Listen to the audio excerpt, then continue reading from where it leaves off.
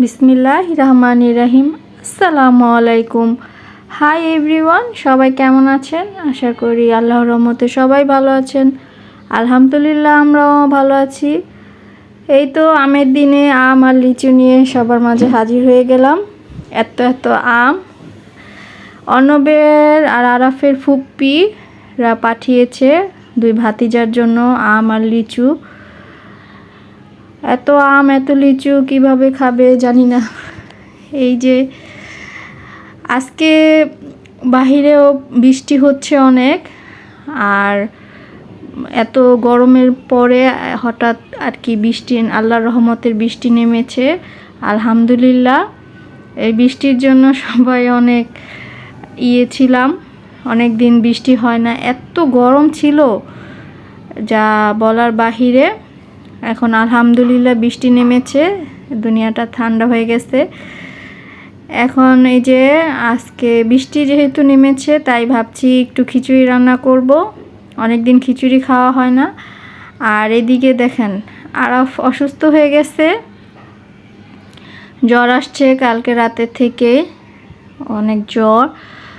আর সবাই আরাফের জন্য দোয়া করেন যেন তাড়াতাড়ি সুস্থ হয়ে যায়। দেখেন তাকে তো 1 মিনিটের জন্য বসানো যায় না, আর কি নড়াচড়া করতেই থাকে, যেহেতু জ্বর আসছে তাই শুয়ে আছে। চলে এলাম খিচুড়ি রান্না করতে।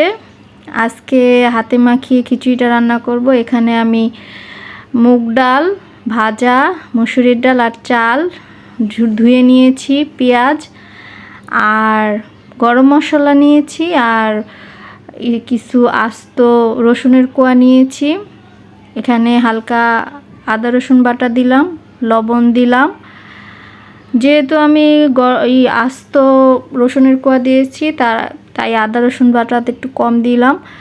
এখন হলুদের গুঁড়া, মরিচের গুঁড়া, তারপর ধনিয়ার গুঁড়া আর সামান্য গরম মশলার গুঁড়া দিয়ে দিলাম।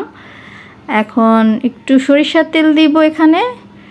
দেন এখন আমি হাতে সুন্দর করে এই মশলাগুলি চালের সাথে ডালের সাথে মাখিয়ে নিব।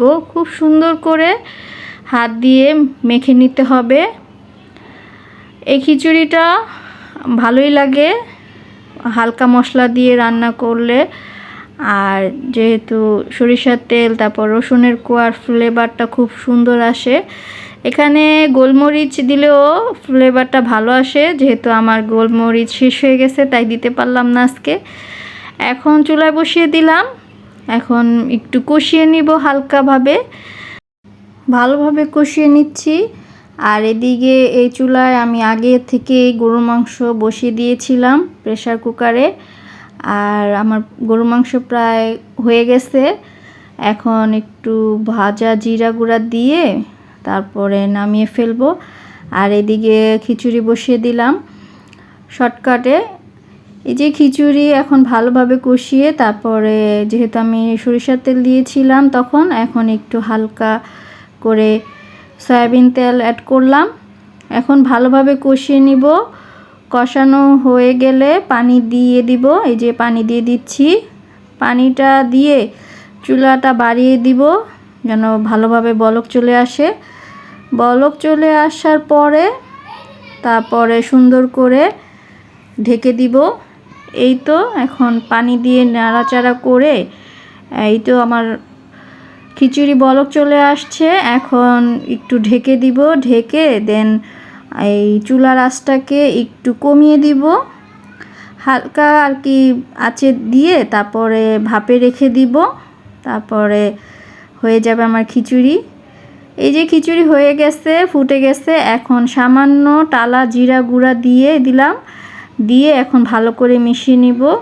তারপরে হয়ে গেছে আমার খিচুড়ি। চুলার আঁচটা নিভিয়ে দিব। এখন একটু ভালো করে মিশিয়ে নিই। ভালো লাগলে অবশ্যই আমার চ্যানেলটাকে একটা সাবস্ক্রাইব করে দিবেন। আর যারা অলরেডি সাবস্ক্রাইব করেছেন তাদেরকে মন থেকে অনেক অনেক ধন্যবাদ। আর অবশ্যই বাসায় এভাবে ট্রাই করে দেখবেন। আসলেই খিচুড়িটা অনেক ভালো লাগে, আর গরুর মাংসের সাথে তো আরও বেশি ভালো লাগে। আর বেশি বেশি করে সবাই সবার জন্য দোয়া করবেন। একটা লাইক করবেন, একটা শেয়ার করবেন, আমাদের পাশে থাকবেন। আর সবাই সবার জন্য দোয়া করবেন। আর যারা নাকি আমার পেজ থেকে দেখেছেন অবশ্যই আমার পেজটাকে একটা ফলো দিয়ে যাবেন। আল্লাহ হাফেজ।